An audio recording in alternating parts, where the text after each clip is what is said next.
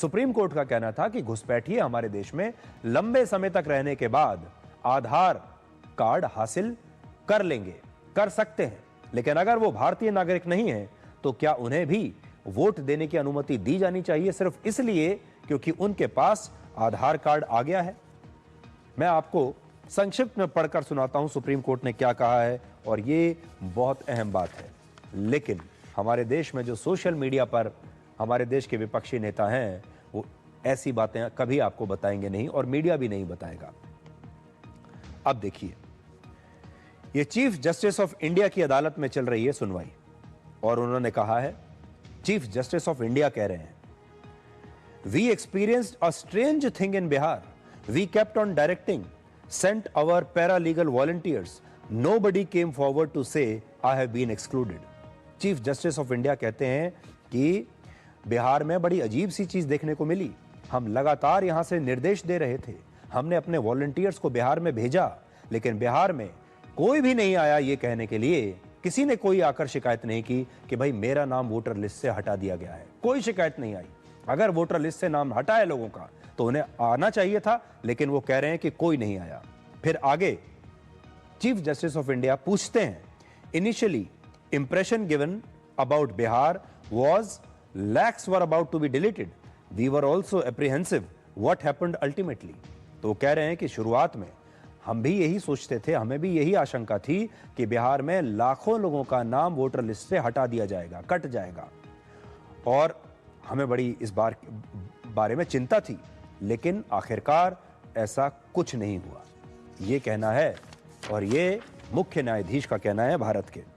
और फिर वो आगे ये भी कहते हैं, Aadhaar card is a creation of statute to the extent it governs distribution of benefits. तो आधार कार्ड अगर किसी को राशन पाने के लिए दे दिया गया है, सोशल वेलफेयर बेनिफिट्स के लिए दे दिया गया है, और कोई व्यक्ति किसी दूसरे देश से आया है, पड़ोसी देश से यहां आ गया है, और उसने आधार कार्ड बनवा भी लिया है राशन वगैरह लेने के लिए, तो क्या इसका मतलब यह है कि उसे वोटर आईडी कार्ड भी दे दिया जाए? ये सुप्रीम कोर्ट में चीफ जस्टिस ऑफ इंडिया ने यह बात पूछी है, और यह बहुत बड़ी बात है। इसलिए सोशल मीडिया पर जो आ रहा है, एक्स पर जो लोग लिख रहे हैं, उस पर ध्यान मत दीजिए। और मैं बार बार आपको बताता हूं कि एक्स पर अब ये एक पॉलिटिकल बैटल ग्राउंड बन चुका है। हमारे देश में 146 करोड़ लोग हैं, और एक्स पर इसमें से सिर्फ 2.5 करोड़ लोगों के अकाउंट हैं, 2.5 करोड़, और उसमें से भी बड़ी संख्या में ऐसे लोग होंगे जो इनके नकली अकाउंट होंगे। तो आप समझ लीजिए कि 2-2.25 करोड़ अकाउंट्स हैं पूरे देश में, जो आपका जो जनसंख्या है उसका 1.5% भी नहीं है। तो आप सोचिए, 1.5% वाले सोशल मीडिया प्लेटफॉर्म पर जो बातें चल रही हैं, क्या भारत के 145 करोड़ लोग वही बात कर रहे हैं या उससे अलग सोचते हैं? वो अलग सोचते हैं, और ये बात हर चुनाव में साबित होती है। अब एक छोटा सा ब्रेक ले लेते हैं, और इस ब्रेक के बाद हम कुछ और खबरों को आपके लिए डिकोड करेंगे।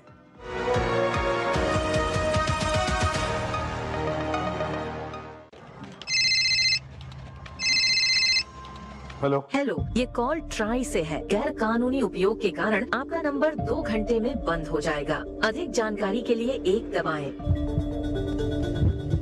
ये संभावित फ्रॉड कॉल है। ट्राई कभी भी आपको ऐसे कॉल नहीं करता। फ्रॉड का शिकार मत बनो और बचो। ऐसे फ्रॉड कॉल्स का इलाज है 1930 या साइबर क्राइम वेबसाइट या ट्राई डीएनडी ऐप के जरिए ऐसे कॉल्स को रिपोर्ट करो। याद रखो, कोई भी कॉल जो ट्राई के द्वारा नंबर बंद करने, टावर लगाने की परमिशन देने, डिजिटल गिरफ्तारी या बैंक अकाउंट की जांच करने की धमकी दे, वो फर्जी है। ट्राई ऐसा कॉल कभी नहीं करता। जालसाज हमेशा आपको फंसाने की कोशिश करेंगे, मगर सोचो, समझो, बचो और रिपोर्ट करो।